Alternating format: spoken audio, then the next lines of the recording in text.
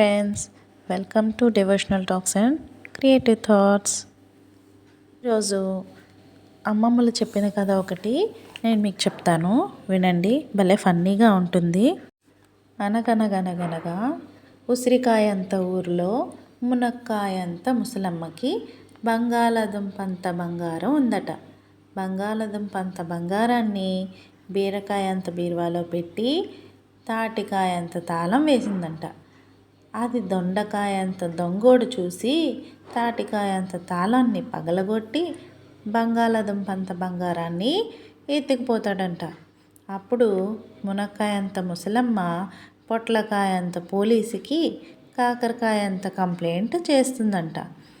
అప్పుడు పొట్లకాయంత police జీడికాయంత jeep వేసుకొని లవంగం అంత లాఠీ తీసుకొని దొండకాయంత దొంగోడిని జామకాయంత జైల్లో వేసి మునక్కాయంత ముసలమ్మకి బంగాళదుంప అంత బంగారాన్ని ఇచ్చేస్తాడంట.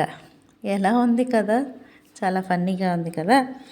మరి ఇలాంటివి ఎవరైనా వింటున్నారా? ఈ రోజుల్లో అమ్మమ్మలు నాన్నమ్మలు కథలు చెప్పడమే మానేశారు పిల్లలకి. ఎందుకంటే మొబైల్స్ వాడకం అని ఎక్కువ అవడం వలన. నిజమేనా కాదా?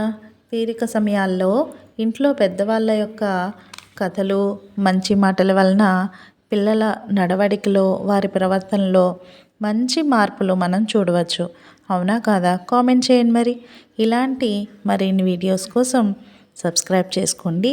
మీకు నచ్చితే కనుక లైక్ చేయండి, షేర్ చేయండి. Thank you for watching.